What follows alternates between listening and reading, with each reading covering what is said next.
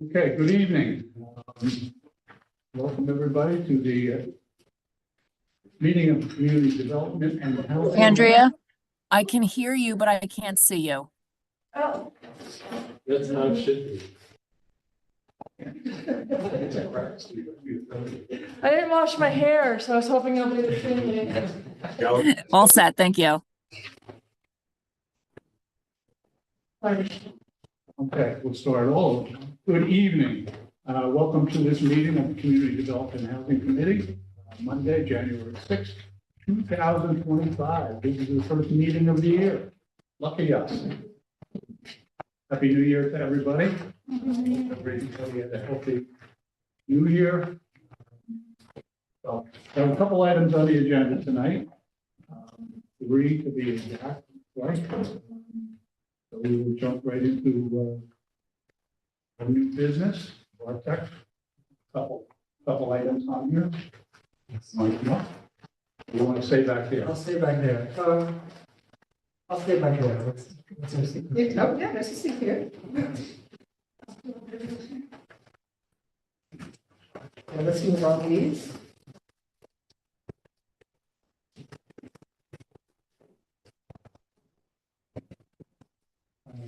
The first agenda item is actually not mine, but I can explain it if needed. This is actually came from planning.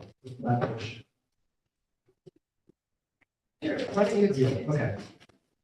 So this relates to a planning board site plan application at 206 Flatbush Avenue, which is the Kingston Housing Authority. They are planning currently to demolish 32 existing studio units and build a new 4-story building with 82 one-bedroom units. And so this communication came from planning. Essentially, the planning board is asking you whether you concur with their intention to serve as lead agency under seeker for review of the site. So I was reading through this afternoon, and it does say within 30 days, and I think we're past 30 days. I don't think we can actually even do anything, or like, You, unless you know if It they, it is correct, under seeker, you have basically after 30 days, they'll treat a non-response as thumbs up. thumbs up. But you could still, the council could still choose to act. Okay. So we, yeah, so does everybody get what that meant? Yeah, so I actually found a couple of things on here, because I was actually at the first planning board meeting where the housing authority in Mount Hope appeared. And so things changed since that meeting, and what's in this document, there's a couple of things, like they're saying there's no excavation, but there is going to be excavation. There's some stuff about like no increase in parking or traffic. But I think there was discussion about then creating a separate roadway. So I don't know if does this document get amended? Or does that stuff get amended as the review goes forward? It would be amended as the seeker process moves forward. So essentially, all we're doing is approving the lead agency. That's it. So we could either do that through a resolution, or we could, since it's past the 30 days, they've already technically received thumbs up. So we could just not do anything, we approve it.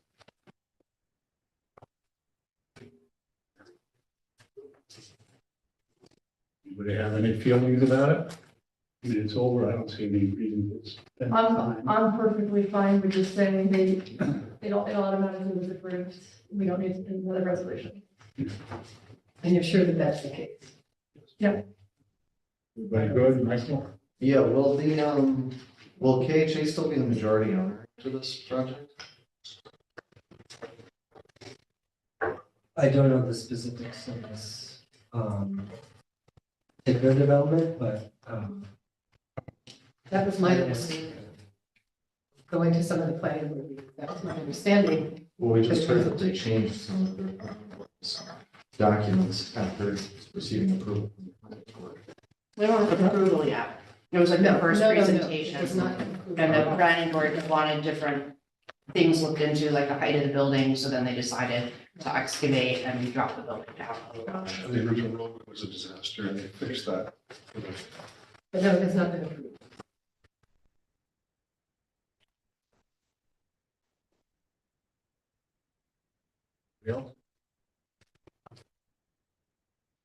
Well, it says in here that they would be coming to us for a pilot. When would that happen?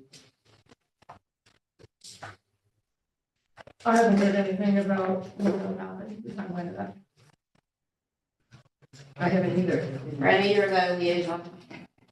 Yeah, that's down the road a ways. There's no specific date at this point because you have to have the plans finalized. You have to have a lot of money details in order. And without a final, plan for the structure, you can't get that other stuff going. So it'll be. So can you answer my question about whether the KHA will retain majority ownership? Yes, they will. Generally, what happens in this situation, what happened with what was Stuyvesant Charter is now Van Dyke Houses is become part owners with the developer. But then after, I think it's a 15-year period, basically they sell their stake for $1 back and then KHA is 100% owner again. So there's a period where they're co-owners, but that has to be so that the construction company, the developers can have access to all the appropriate monies for developing or redeveloping the property. Does that make sense? But I have a question then, based on that, then how long is like, it will be FMR rents or the various controlled rents Those don't change. after even the life of the loans and the mortgages and it won't run out? No, I mean, you mean what the tenants are paying? Well, the difference, like the fact that they are only at fair market rent, who makes up the difference? That's where the subsidy that we get from the state and federal government. Right, but they'll run out in 15 years, right? No, That's what you're saying. no. This is totally separate from tenant rents. This only has to do with the specific ownership of the property or the developmental process.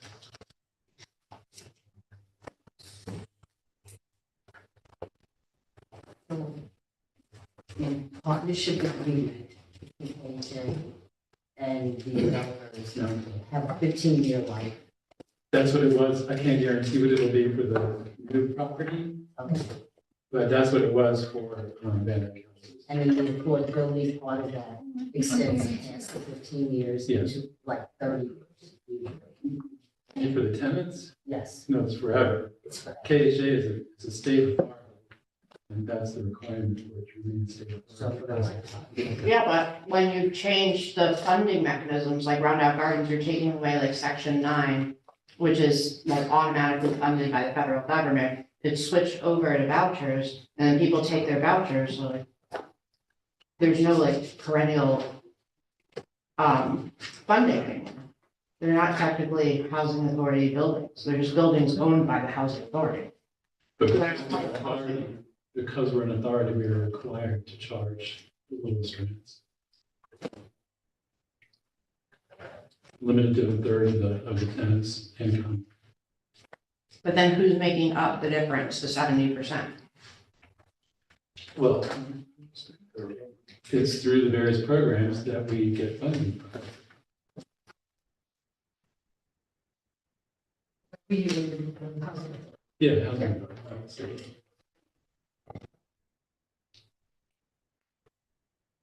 Anyone else? Okay, so we're good with that, right? Yep. Okay.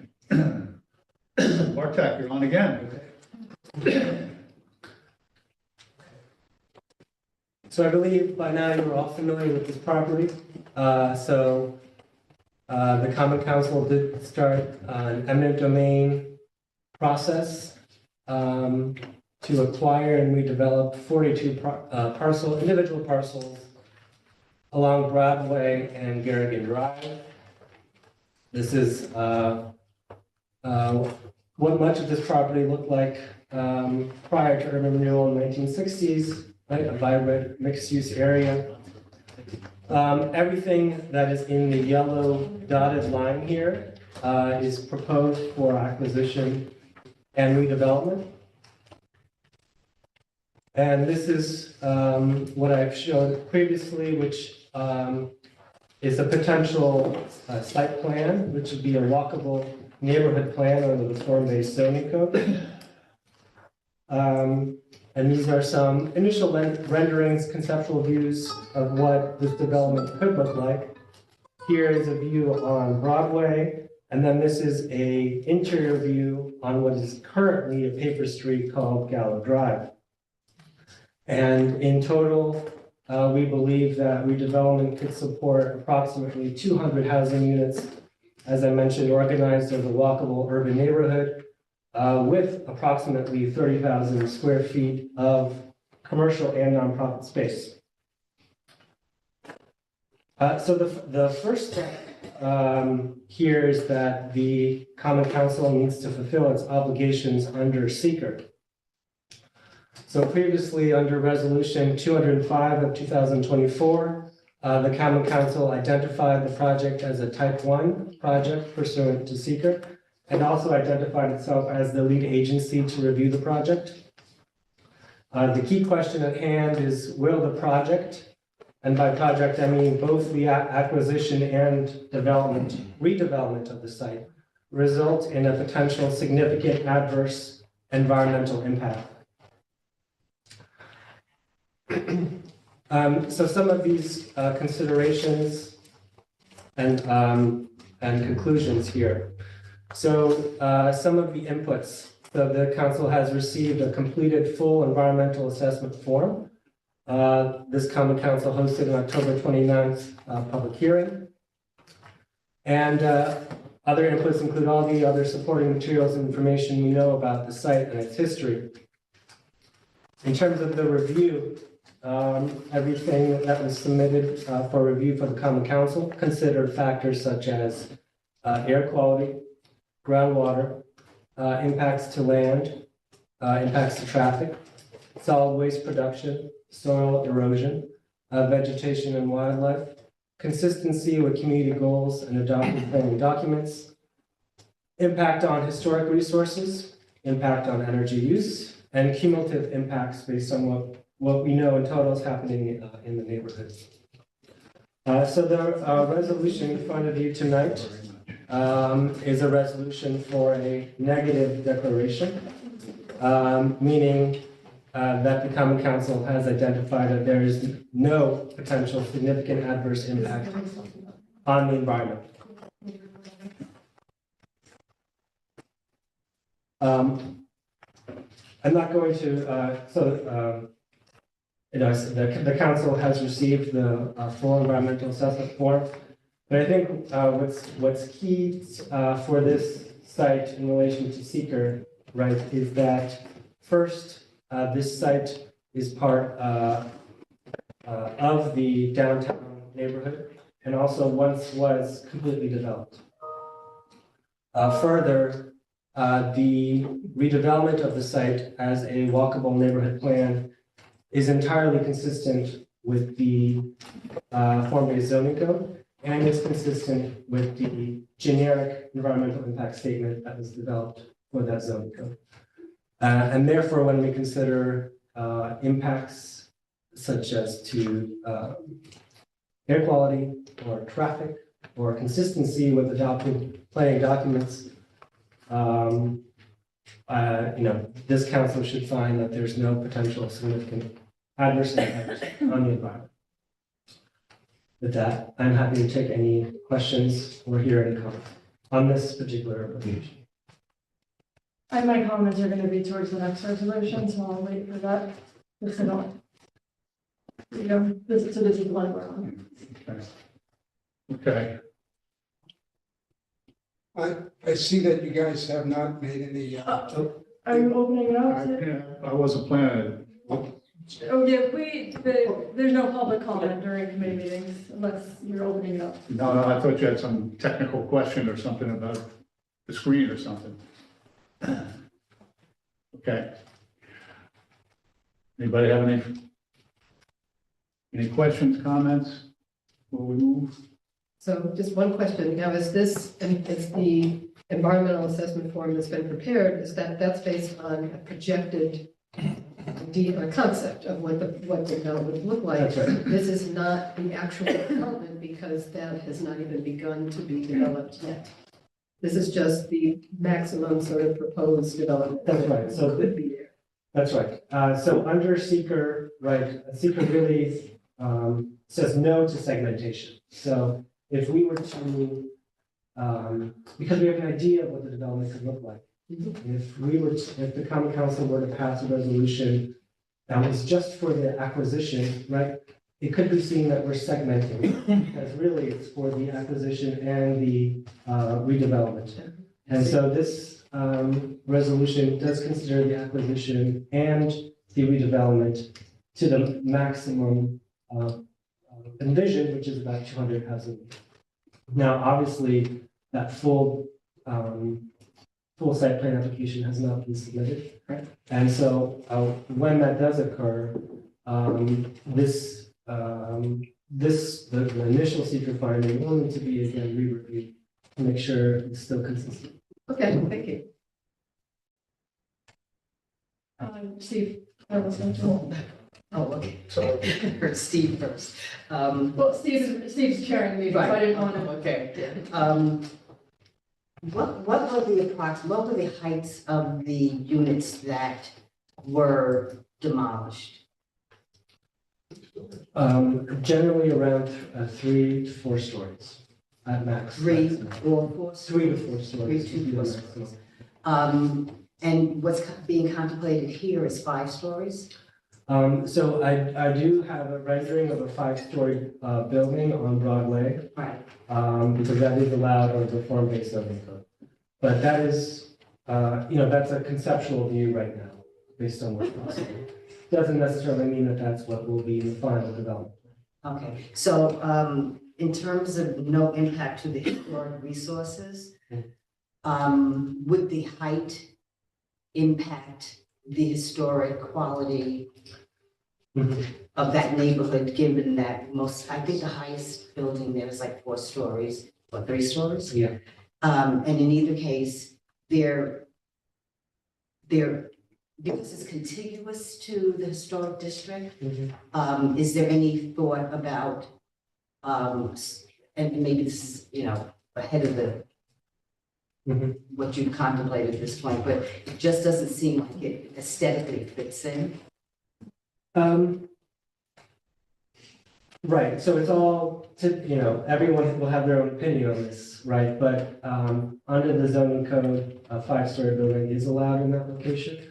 And the other thing that would make me optimistic, would say if a 5-story building does end up being developed there, is that the form-based zoning code will require that any building there have certain architectural features and certain use of materials, which will make it very likely to match what's on the other side of the street in terms of the pedestrian experience as you're walking down the street, as well as the materials of the building itself. Will most likely match what's across the street because it's required under the zoning code.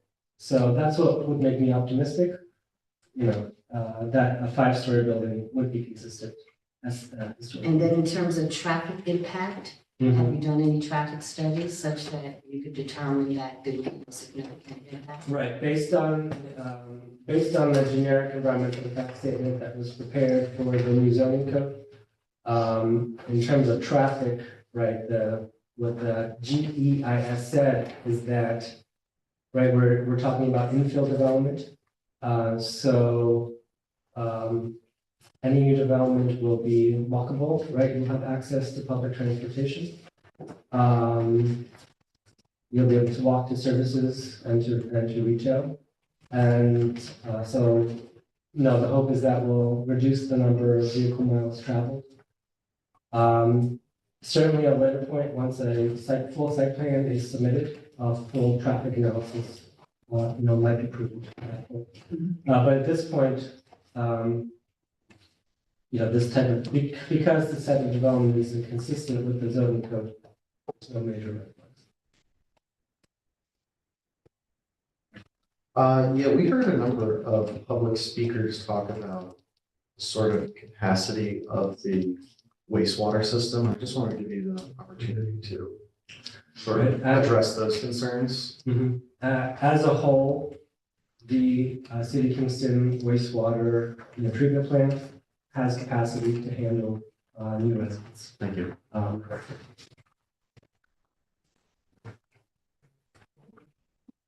Else? Okay. You can read my handwriting. What? Hopefully you can read my handwriting. Oh, yeah. Okay, so the committee report reads, resolution of the Kingston Common Council determining that the acquisition and redevelopment of various properties located along Garrigan Drive will not have a potential significant adverse impact on the environment. Motion? Second.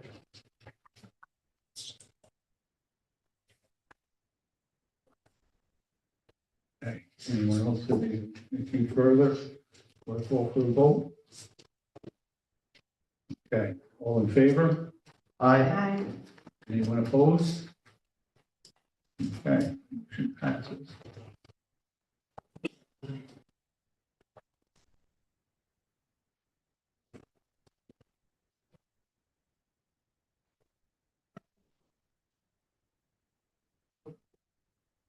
Okay, so the second resolution has to do with the determination and findings for the project.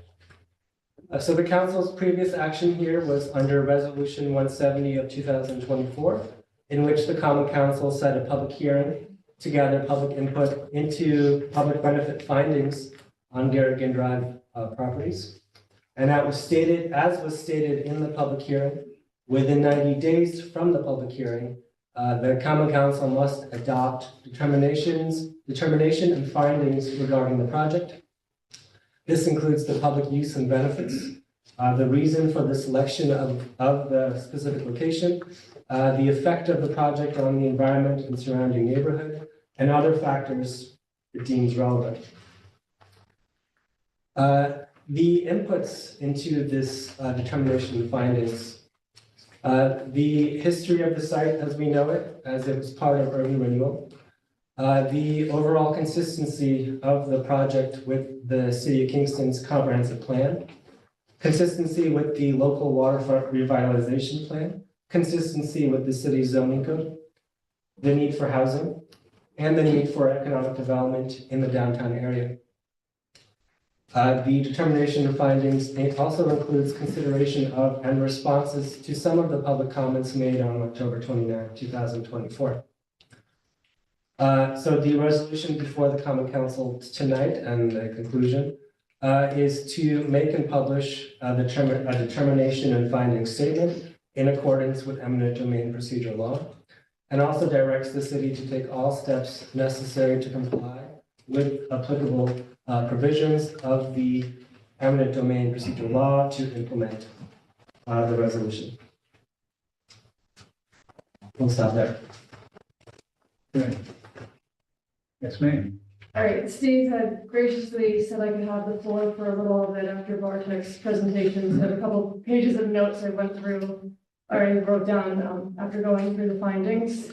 First of all, Bartek, I appreciate all the work that you've done, and I want to emphasize that and I concur with pretty much everything that you have said, listed out as findings, but I do want to make sure that the emphasis here is that the council has gone through this, and starting, I think, on page 10 to 26 is the bulk of it. It's actually a really interesting story. Most of it you've probably already heard, and hopefully you've read this and gone over this in great detail, because it's the council's responsibility to make sure that these are our findings and not just Bartek's. So I did go over this in great detail and have some points, but mostly to emphasize, because like I said, I concur with pretty much everything Bartek has said.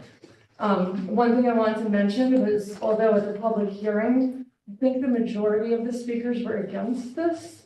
Through my conversations with constituents throughout the City of Kingston, and since this was proposed back in early October, I've heard overwhelming support for the idea of this. So it'd be nice to hear what you all have been hearing too from your constituents.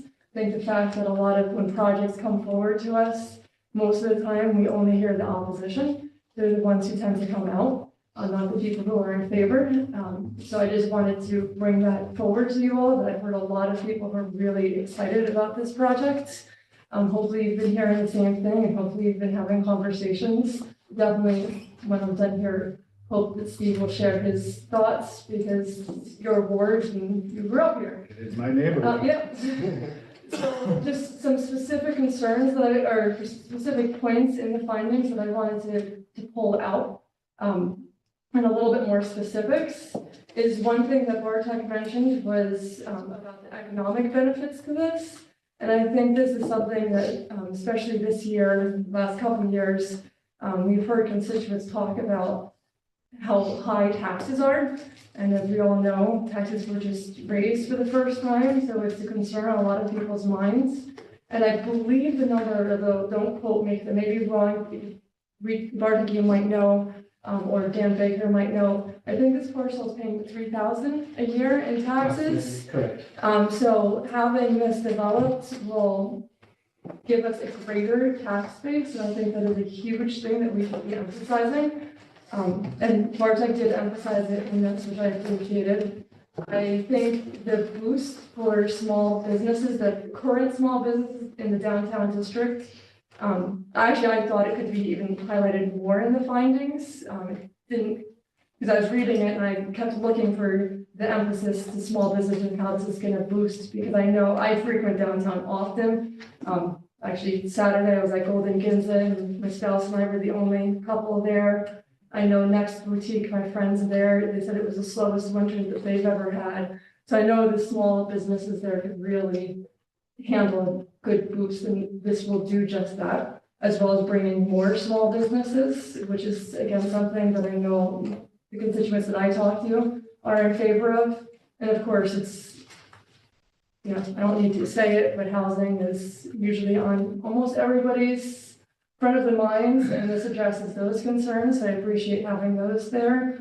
And the historics and, some of the concerns that Harold brought up, going through HLPC and still going through the process, all of these could be raised, but I appreciate that those were in the findings. I wasn't a part of the comp plan, that was before my time, but I've read it several times, and I was heavily involved with the zoning and attended almost all the charrettes. And a lot of what was discussed by the public during the zoning code and what seemed like was most likely discussed during the comp plan, but just by reading the comp plan, is being addressed in this. So that's also a huge plus for me. The infrastructure woes, which I think was probably the biggest concern that the public brought up. I was driving, actually my spouse was driving, I was holding Rigatoni, as we were passing. Tony's my dog. Oh.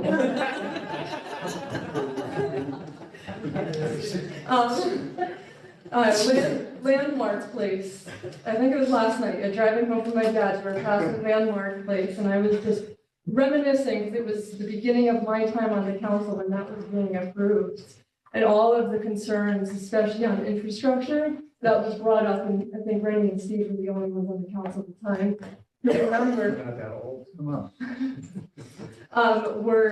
that was probably the biggest, one of the bigger concerns by far. And I was just thinking how quiet and nice, and those concerns didn't come to fruition there. And I trust that they won't come to fruition, the infrastructure woes won't come to fruition here. I mean, we should consider them, and they're valid concerns, but I think, based on data, that usually those concerns are more concerns and don't actually happen. So I think I just wanted to highlight that part I didn't mention in the findings, but I wanted to highlight that. The findings didn't mentioned a few of the upcoming grants. It didn't mention the potential 9W grant, but that could, be another consideration, so that if we are lucky enough to receive that, to again look at this at a broader concept of revitalizing downtown, which also going back before the zoning code in the beginning time. I think Steve, you attended remember all those downtown revitalization meetings? And again, a lot of these concerns that we're now addressing through this project were brought up by, there was well attended by a lot of business folks, Oh, people who absolutely. live there. Yeah. There were several of them. And it was just great to see that those concerns, and that was what, 2018 probably, 2018, 2019, will potentially be addressed with this, considering what Bartek wrote up and I'm tending to agree with. So I don't really see any need for any changes in the findings, because I agree with everything, but I'd love to hear your thoughts. And I have this in a Word document, so we can make any changes if you want to emphasize anything. The only thing that I might want to emphasize is maybe more small business, you know, how this is going to support small business, but it's in there, so I'm not, doesn't matter too much to me. One procedural issue, and I don't know if it matters if we change this, is it is referred to city council instead of common council. So I can make those changes, but so if we could go through this, and if anybody wants any changes, I'm happy to do the typing of all of that. That kind of ends my thoughts after going through this. I am hopeful that Steve would be willing to share your thoughts of what your constituents think, and also just what it was like and how this is going to.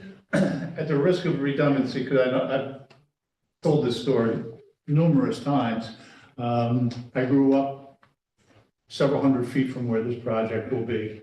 And I now live maybe, I don't know, 1,000 feet from my current house. I'm going to be able to see this property from my house or my street. I've been back downtown, living where I live now since 1976. And it just turned out the day this was announced, I'm going to tell the story again. I was going through an old box of pictures, and I found pictures I took when I moved in 1976 of this property. And this property is virtually unchanged from 1976. And I'm not saying that in a good way, because it was just a vacant lot. It really hasn't been used for anything, hasn't been used for parking, hasn't been used for anything. You know, at this particular juncture, in my life and all of our lives, housing is what it's all about. We have been talking about housing since I've been on this council, which is a significant amount of time. This gives us a chance to have some rebuild downtown. And you know, this is just my opinion, but having that vacant lot down there opens up a lot of wounds about urban renewal. We lived through this, and Carl did also. You know, we saw the houses go down, the buildings go down. We saw all that. We saw our friends move. And this is an everyday reminder that the federal government did not follow through on their promises, which was to put housing on that location. Had they done that, we wouldn't be having this conversation tonight. Everybody would have been happy. But people were misplaced. People left the area, never to return. We've heard from folks that say we'd be happy to come back. I do spend a lot of time down there. I've talked to business owners, residents down there. I think, I dare say, most people think it's a good idea. Most of the business owners think it's good. It's going to be good for business. It's going to be good for residents to have more people down there. You know, sometimes, you know, more is not such a bad thing.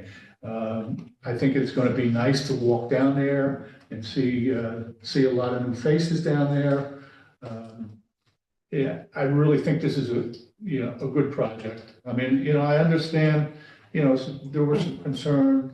This is probably one of the biggest ones, and Bartek is assuring us that, you know, the wastewater will not be a problem.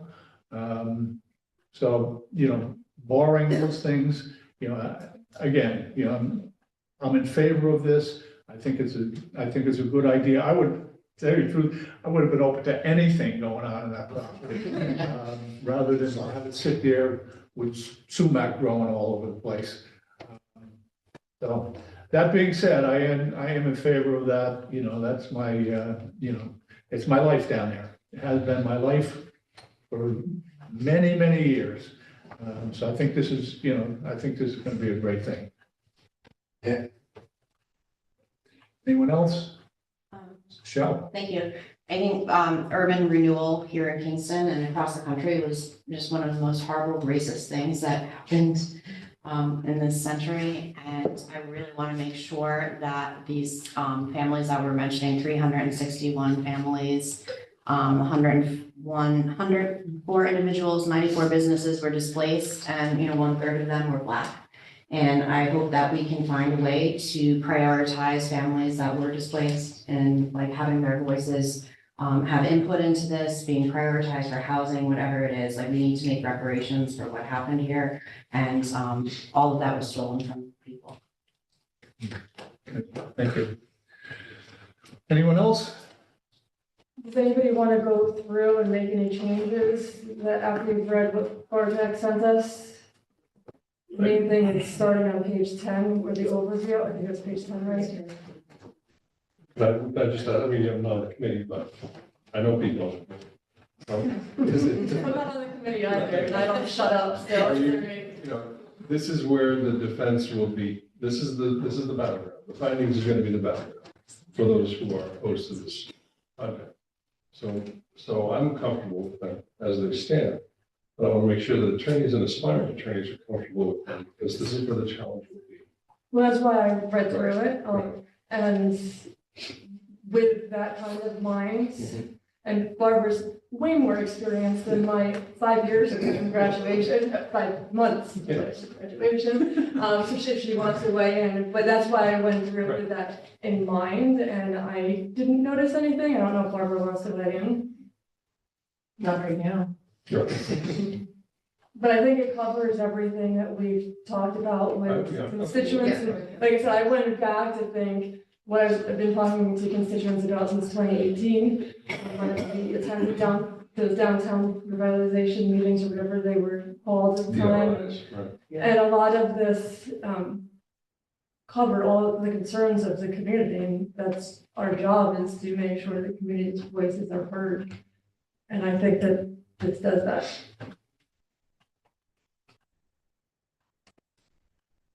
I agree. Okay. I think, I agree with your points that more could be said about the small businesses, but I think without like an actual economic study of it, it would be hard to include concisely.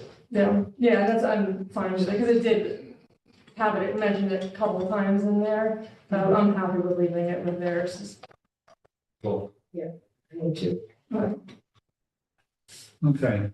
I mean, I'm going to add the caveat here. I think we all know if you've been on this council for even a year, regardless of it, I think this is a great project. Not everybody's going to be happy about it. I mean, I feel pretty comfortable with the fact I think this is something for the common good. And, I do realize not everybody can be joyful about it.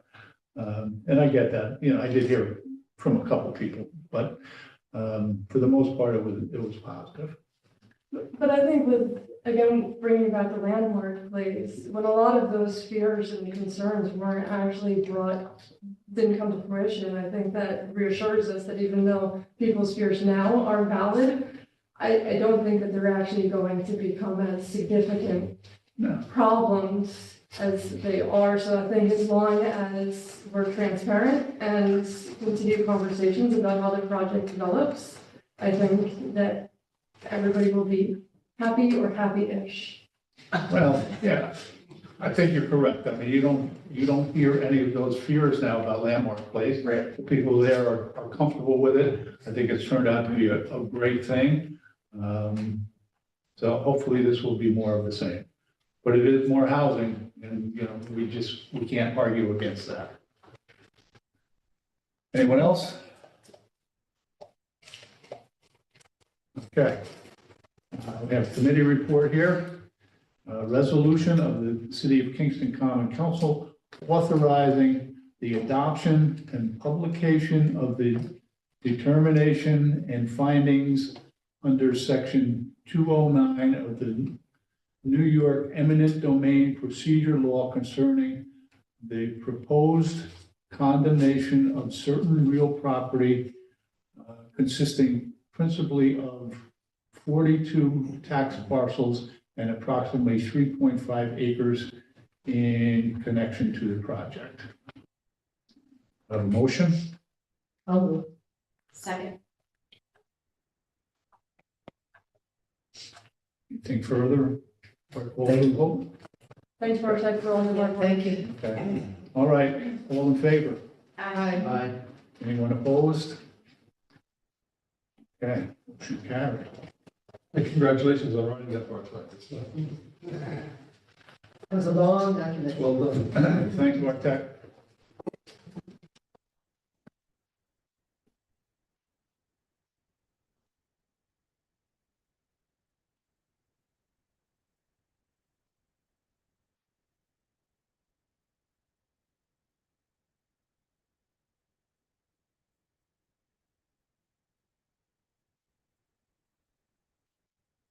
Okay, that takes care of the new business for this evening. We do have some old business. I'm sure everybody's aware of what the old business is. Change to the code of the city of Kingston.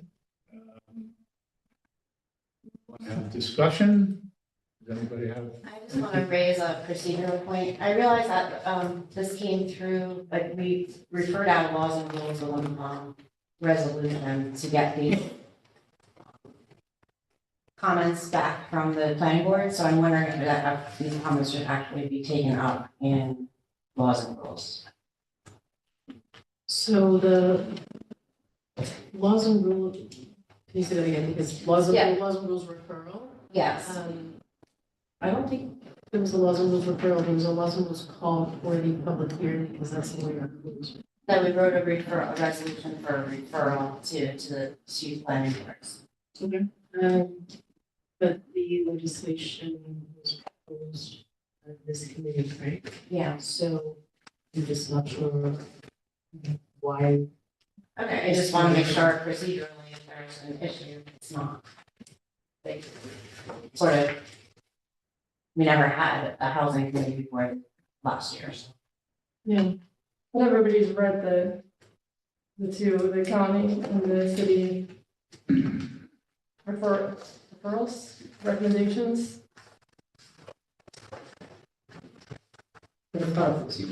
They're what they said, one, yeah. Which actually, speaking of, because the city of Kingston Planning Board did not, or came back with a negative recommendation, this does need a supermajority by statute. Not sure if people are tracking that. Well, I would just like to say, like, speak on this. So the Ulster County Planning Board really just looked at it, as needs-based, right? Like what we need in our city and what we need for affordable housing. And because the current, definition of affordable housing is no longer an affordable housing AMI, it's above market rate. So then when the city of Kingston looked at this, they were thinking like economics. And I don't know that that's their place to do. Like they were supposed to be giving recommendations just based on facts of the matter. And I think then it's still our job, once we review these things, to then look at the economics of the situation and figure it out.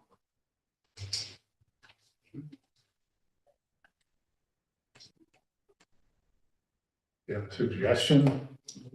Yeah, Where you want to so. head with this? Yeah, so I think we should all have a conversation about this, taking away the economic piece.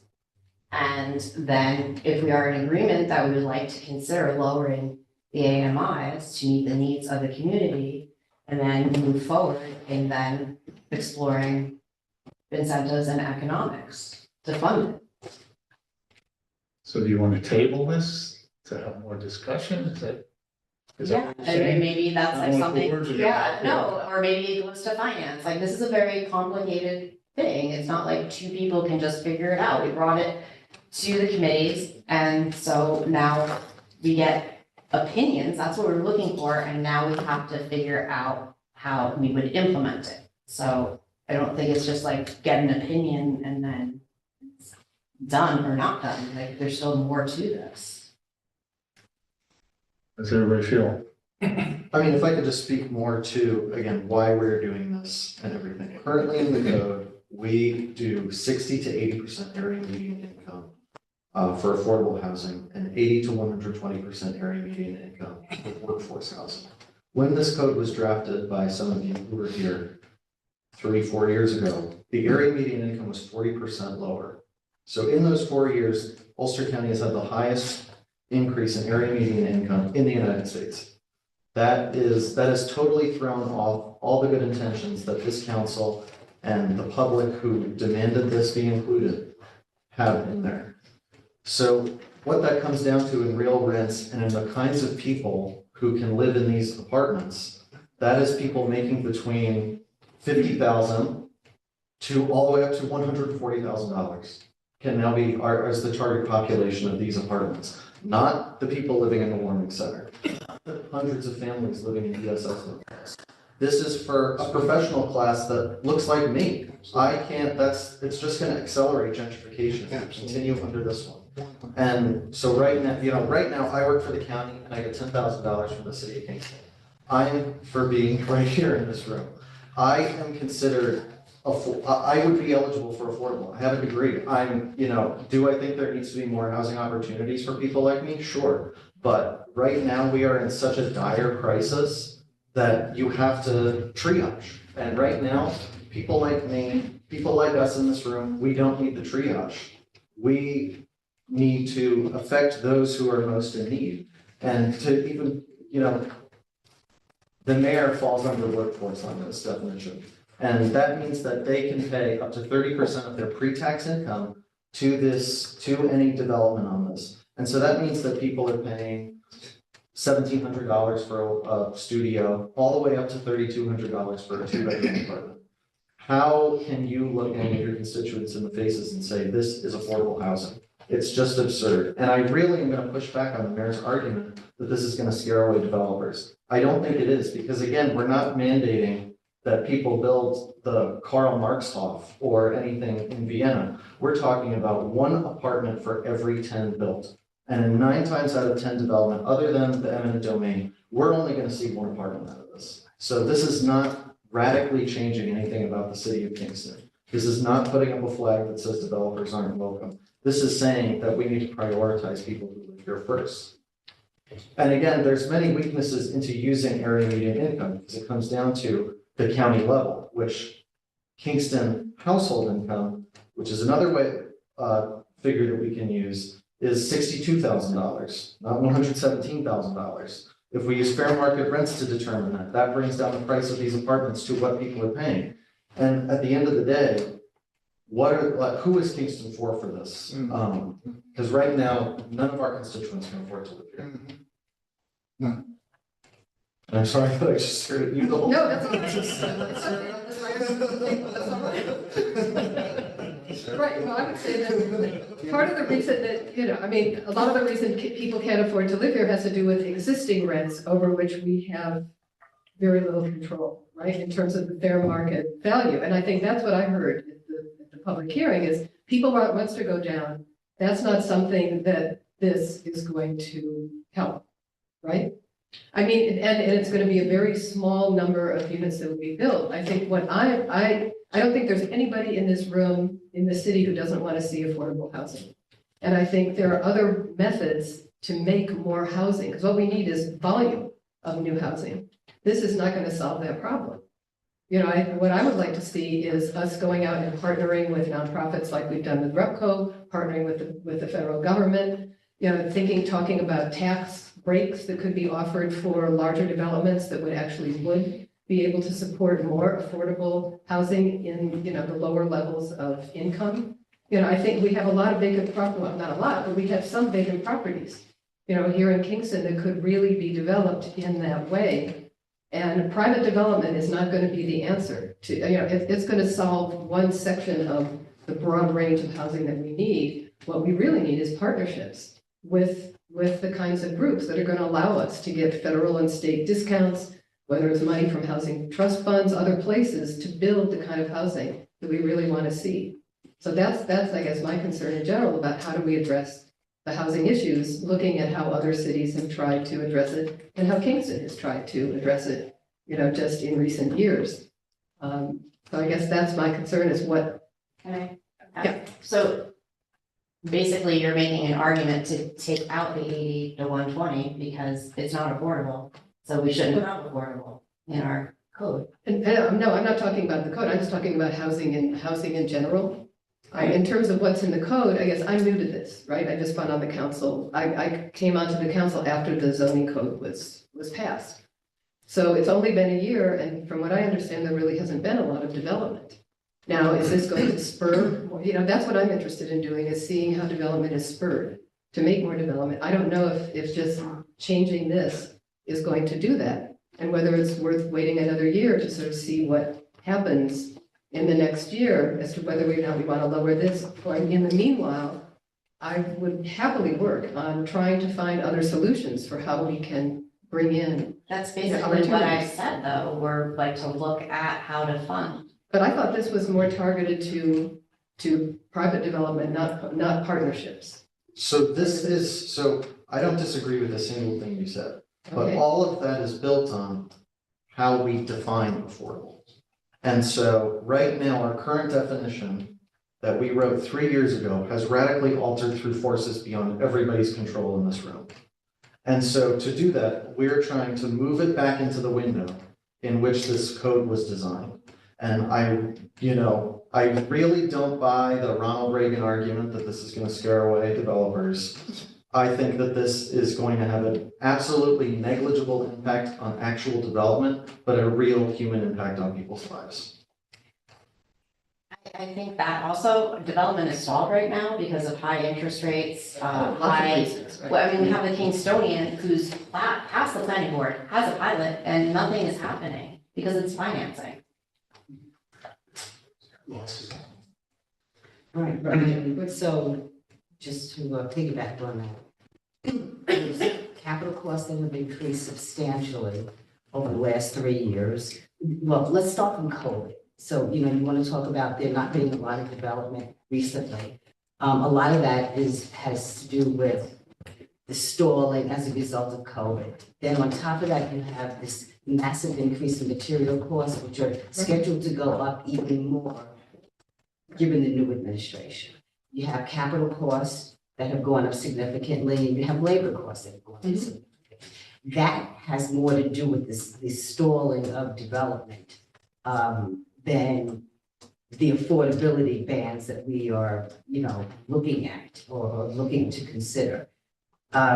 If you look at what New York State considers affordable, it's 60% and 60 to 80. And then, I'm sorry, 60 to 100. And then workforce is No, 100 60 to 80. 60 to 80. And then 80 and up is workforce. So that's the definition according to the state. If you look at Ulster County uses the definition of up to 80%. So for us to not be in compliance with that or comport with what is generally considered to be affordable housing and have it reflected in the zoning code, I think is a mistake. I think it also needs to be based on the conditions of the community. You can't just apply a number to any community and have it be relevant. It's not relevant here. And also, it's above market rate, given that we even have the local Kingston household is $62,000. Right.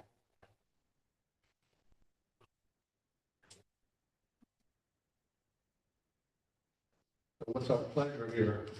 Well, there's really 2 points that are being made, and I think need to be clearly separated. We're talking about just making this change to the zoning code.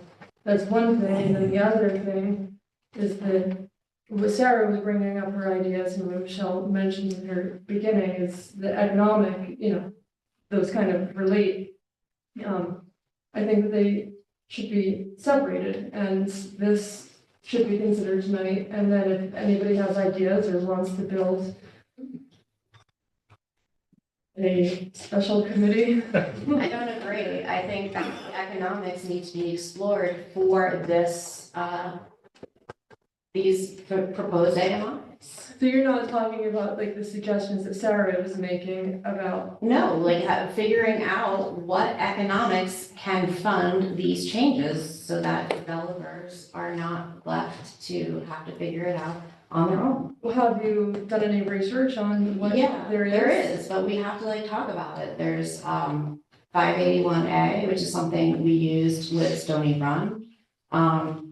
There's speaking to the county for waiver on mortgage taxes, waiver on sales tax during construction. There's a lot of different things that can be worked out. So I think like we should, convene looking into it and workshop that. That's up to whoever wants to person that.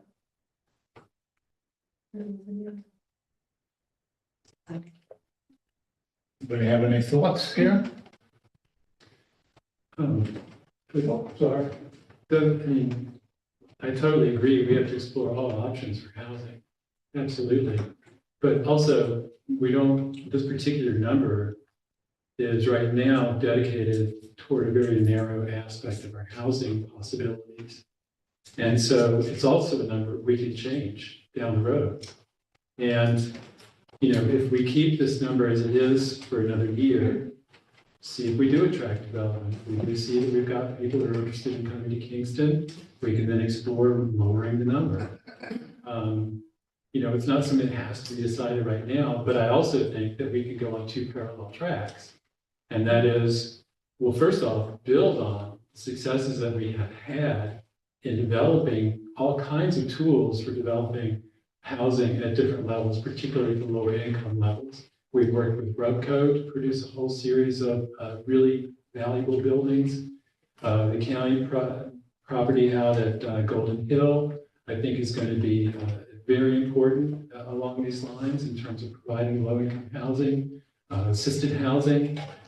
We've got other projects that are in the pipeline along these lines.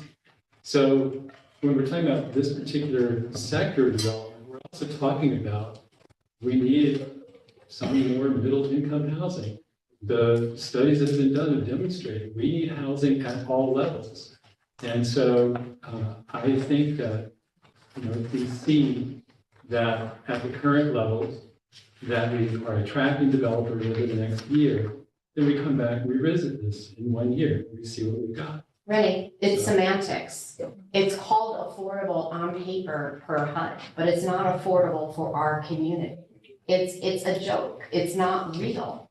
It's just, it's an empty promise to people because developers are just coming in and building regular market rate apartments and we're pretending there's affordable units. It's not affordable to this community. Sure. Those particular units, though, if none of them are built, that's zero new housing. We'll So, have, we need housing at the middle income level too.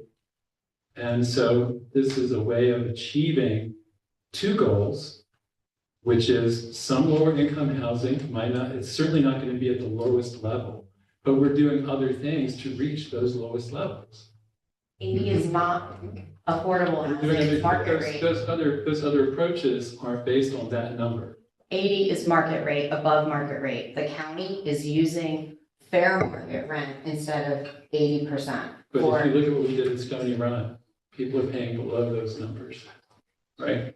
That's a way we used 581A, we used pilot agreements in lots of different places.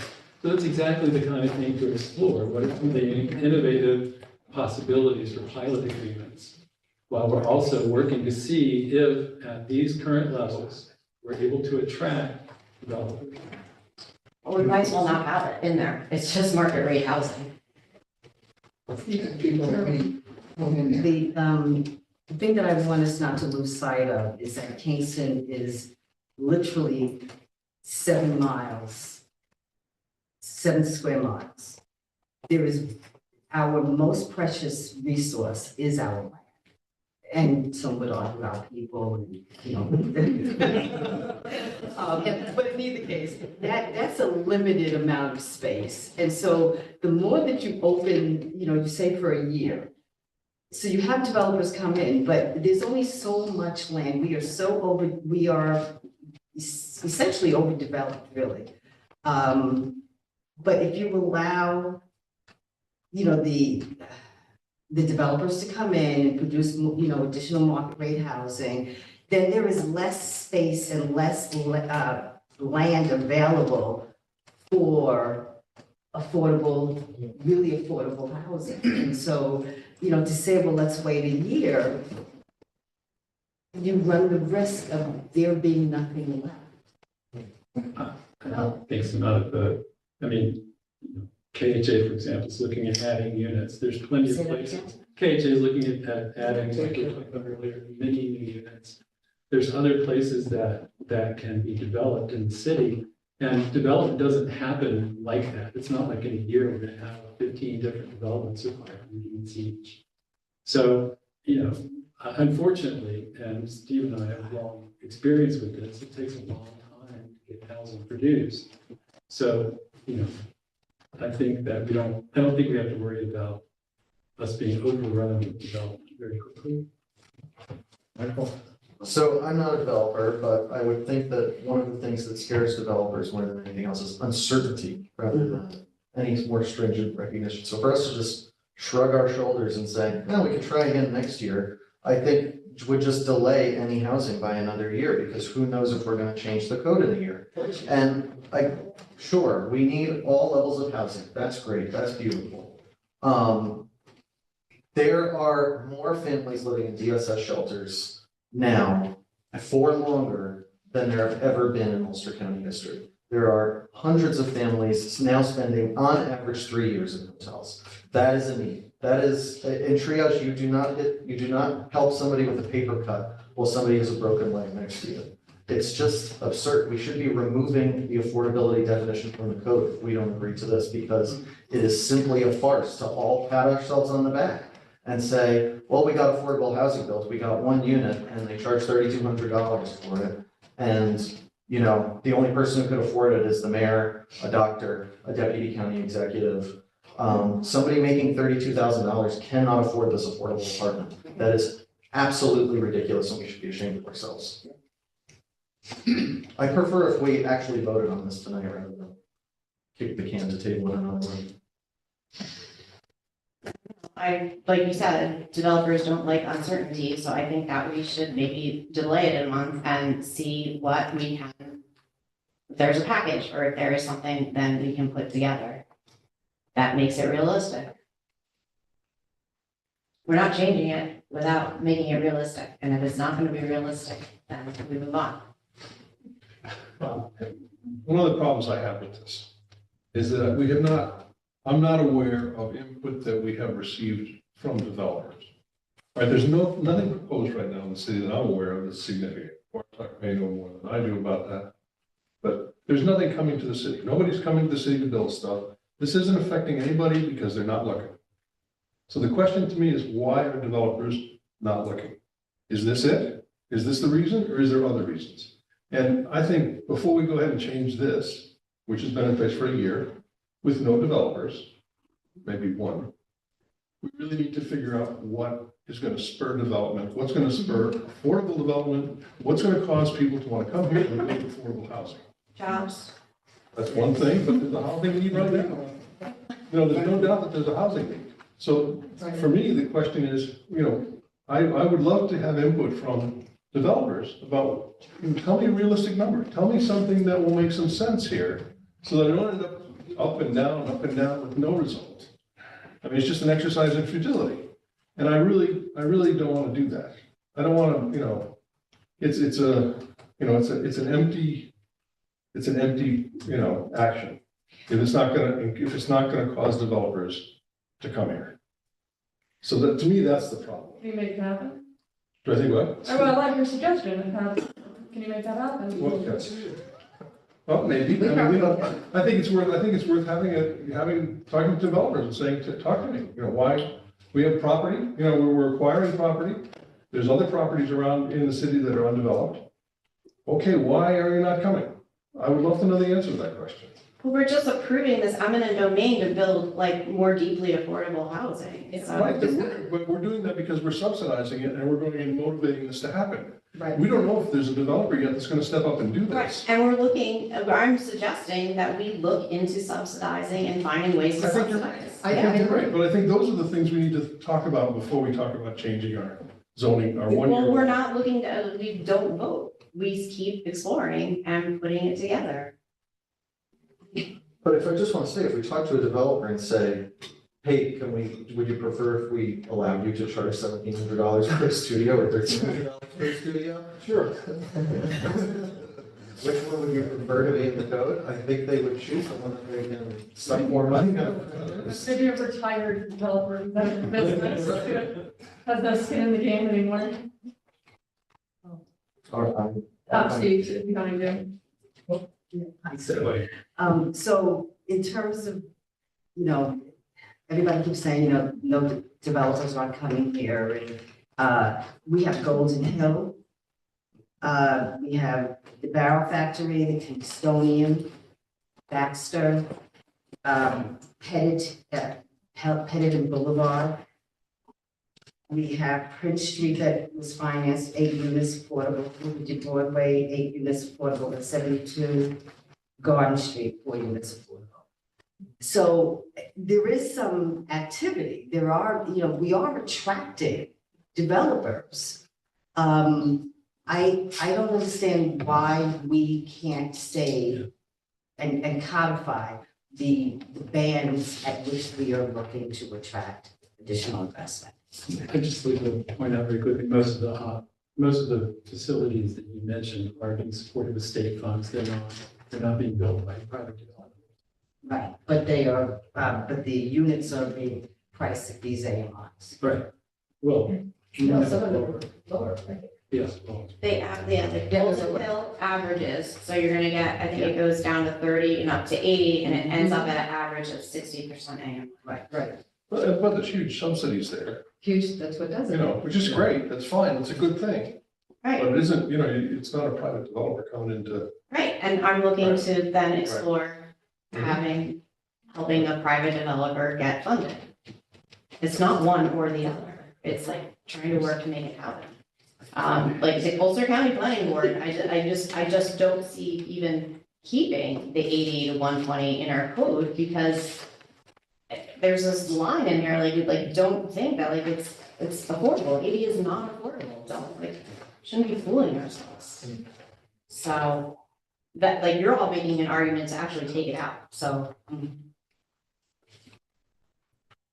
to spur building. So if that's what you want, then that's what maybe we should do. Well, two sponsors here are saying two different things. One, Michelle's saying to wait, Michael wants to vote, so. He said it would wait. I'm fine with it. So. You want that to be what the committee does? I don't know, what, should we take a straw vote, see who wants to vote tonight? Anybody comfortable with that? I still think we just should, but You think we should what? no, we can table. I mean, you could also vote and it could also be brought back. I mean, there's not two different options. There's a million different options that could happen, so. Just gotta decide and move forward. But that's the five of you that may have to make this decision. All right, what's everybody come up? Let me just go around to the committee members. You comfortable with tabling or voting tonight? I guess that's really the two options. I would be okay with tabling it, With what? tabling it. Tabling? And working Michelle, you with want Michelle, table? yeah, trying to see what Sure, other options we can develop Jean? to help spur housing. I would go with voting tonight. We've talked about it, but we're used to beating dead horses. It's not a dead horse. It totally is. Totally Katie, is. you run the warming center. How can your constituents afford to fucking live here? Excuse me, who the hell do you think you're talking to? All right, let's watch You better check yourself. Check yourself. All I'm saying, Jeannie, your constituents cannot afford these apartments. Neither can mine, and I live uptown. I'm out. Have a good night, everyone. Let's be civil here. that would be uncalled for, that we should treat each other with a little bit more respect. Oh, please, come on.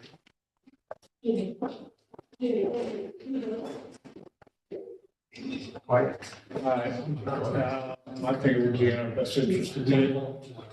I'm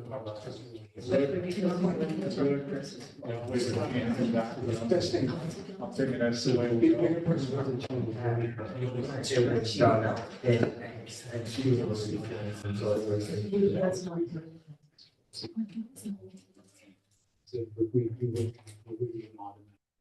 Just be sitting there forever.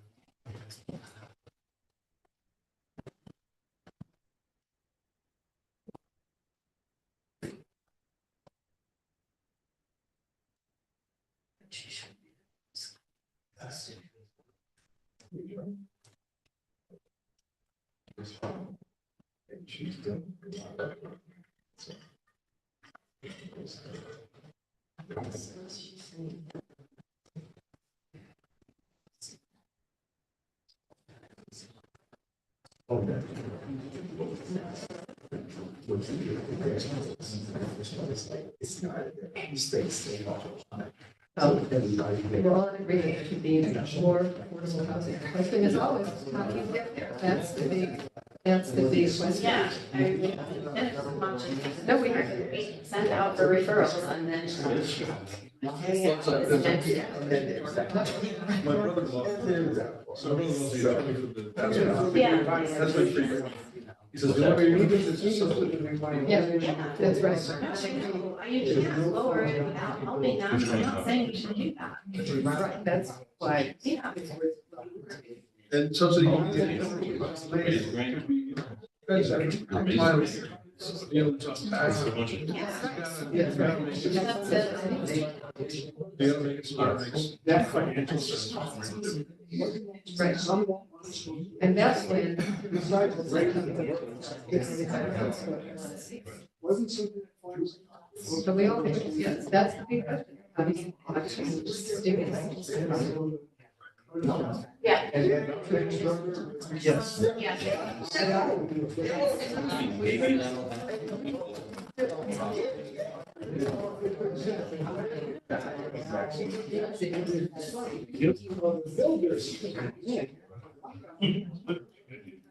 Which I think they need.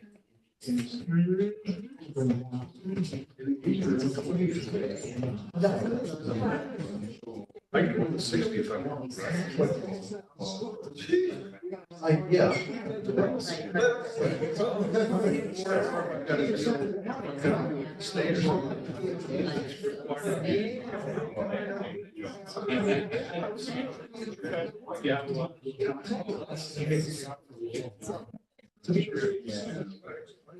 Hey, Steve. Always seems to work out. How you doing? Yeah. I was suggesting we should pause the meeting. We should go on break. Zoom meeting. Is there something we can do? Can we just? Adjourn for a break. Yes, adjourn for a break. I'm gonna make a motion to adjourn her break. Second. All in favor? She's coming back.